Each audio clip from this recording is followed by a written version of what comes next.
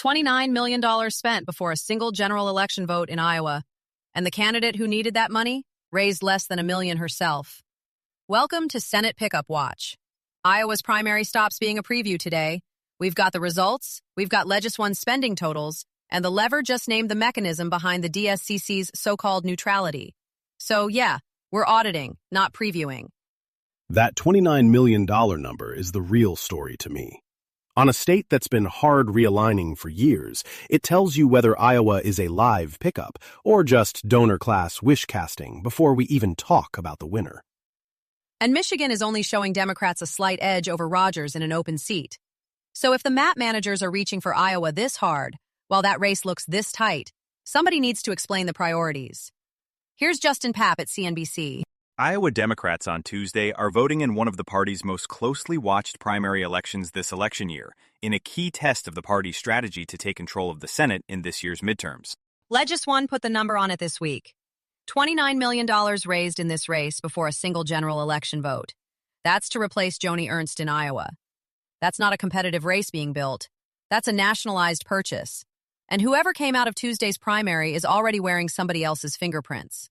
And the lever piece lands today and names the mechanism. Party leaders and billionaire-aligned groups dropping millions behind Turek, while the DSCC said it was neutral. Wahls called it Schumer interference all primary long, and now the paper trail backs him up. That's not a talking point anymore. It's a documented pattern with dollar amounts attached. Which closes the loop on the thing I've been asking all week. Turek's campaign didn't raise the money that made Turek viable. Vote vets and aligned groups spent north of $8 million while the candidate himself couldn't clear a serious candidate threshold on his own. The outside money didn't support the campaign. It was the campaign. Here's the structural read. $29 million in a hard realigned state where the last Democrat to win statewide was Tom Harkin in 2008. Harkin's name is literally on Turek's endorsement list. If the nominee is built for the Iowa that existed 18 years ago, the spending number doesn't save you. You're just burning donor money on a map that's gone. This one's from Legis 1. Hi, I'm Mark, and I'm the human behind the podcast you're listening to right now. I'm really looking to learn more about what our listeners like and don't like about our shows. So if you're listening and you have opinions about these podcasts, I would love the chance to chat with you personally. There's a link in the show notes with how to get in touch, or you could email me at hello@lanternpodcast.com. Thanks. Now back to the episode. The Iowa Senate 2026 election began with a financial head start before a single vote was cast in Tuesday's primary. More than $29 million has been spent in contests to replace retiring Senator Joni Ernst, Republican Iowa, underscoring the seat's strategic importance and the nationalization of state Senate races. $29 million spent before a single general election vote. Legis 1 has the total, and the number that matters isn't who won last night. It's that whoever did is already carrying somebody else's campaign into the fall. And that's in a state Trump carried by 13 points in 2024. You can spend $29 million. You can point to a 2-point echelon poll in April, but that structural margin doesn't budge because a billionaire-aligned group found a candidate they liked. The lever piece closes the loop on what I've been building toward all week. DSCC claims neutrality. Vote Vets drops $8+ million behind the more moderate candidate, and now we have a sourced mechanism, not just Wahls' complaint. That's the shadow campaign. It's documented. That answers my Monday question about whether Iowa Democrats would buy the Schumer interference frame or brush it off. Turns out the interference was real and funded, so the frame had factual legs no matter how primary voters weighed it. The lever writes, Millions of dollars in outside spending from groups affiliated with Democratic leadership and a dark money network have flowed into the Democratic Senate primary race in Iowa to support State Rep Josh Turek over a progressive challenger ahead of the election on Tuesday. The lever piece is the one I've been waiting for all week.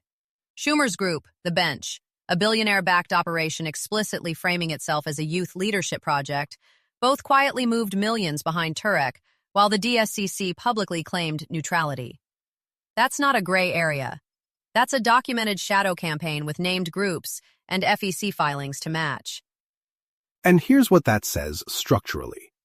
The party didn't recruit a candidate for the Iowa that exists in 2026. They bought one. When the outside money is doing 8+ times what the candidate raised herself, The candidate isn't the campaign. The outside money is the campaign. Legis One puts the total at $29 million spent before a single general election vote in Iowa. That's not an investment in a competitive race. That's a nationalized purchase, and whoever comes out of tonight's primary is already carrying Schumer's fingerprints and a billionaire network's fingerprints into a realigned state where voters are allergic to exactly that. $29 million to hold a primary in a state that went double digits for Trump. The question isn't whether Turek or Wahls was the better fit. It's whether either of them can get through November carrying that baggage in front of an Iowa electorate that's been moving away from this exact kind of Democratic Party for a decade. From Elise Apple at the Center Square. New polling in Michigan's open U.S. Senate race shows each of the leading Democrat candidates narrowly ahead of Republican Mike Rogers in potential general election matchups. A survey released on Monday by Technometrica Institute of Policy and Politics, or TIP, found former gubernatorial candidate Abdul El Sayed, U.S. Representative Haley Stevens, and State Senator Mallory McMorrow all leading Rogers in head-to-head general election matchups. Michigan from the Center Square today. TIP poll, commissioned by the League of American Workers. El Sayed, Stevens, and McMorrow are all narrowly ahead of Rogers in head-to-heads. That's not a blowout, but it is a real number in an open seat. This is the race I want people watching while everybody stares at Iowa. Slight edge is doing a lot of work there. If Democrats are dropping 8-figure sums into Iowa while Michigan, an open seat, no incumbent advantage for Rogers, is sitting at slight edge, that's a resource allocation question we do not ask enough. And the primary itself is still unsettled. 270 to win has El Sayed at 29.5. TIP has Stevens at 35. Those two polls don't even agree on who's winning. That means whoever comes out of the primary is still being defined. And Rogers gets to fill that gap if Democrats aren't organized. Laura Bellin, writing in Bleeding Heartland, Iowa Democrats will nominate either State Senator Zach Wahls or State Representative Josh Turek for U.S. Senate today. Both are smart and passionate. Both have been effective legislators, and both have a solid grasp of the issues.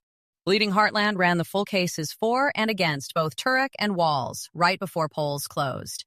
And what it actually documents is two qualified state legislators being asked to carry a campaign neither of them built. Turek didn't clear my $500K in-state threshold without outside money. The candidate didn't construct the race, the money did. And that's the structural tell. Wahls or Turek, whoever came out last night, is now the nominee of a primary shaped by $8+ million in VoteVets ads and billionaire-aligned outside groups. The Bleeding Heartland piece lays out their actual legislative records, which are real, but I keep coming back to whether either record was designed for a realigned Iowa or for the Iowa that sent Tom Harkin to the Senate. And the lever piece closes the loop on the DSCC neutrality claim. Named groups, documented spending, $29 million total per legis before a single general election vote. That's not a contested primary. That's a purchase with a ballot attached. If Senate Pickup Watch is part of your daily routine, take a moment to subscribe or leave a review wherever you're listening. It really helps other people find the show. You'll find links to every story we covered today in the show notes, so if one caught your ear, you can dig in there. Thanks for listening on this Wednesday. That's Senate Pickup Watch for today. This is a Lantern podcast.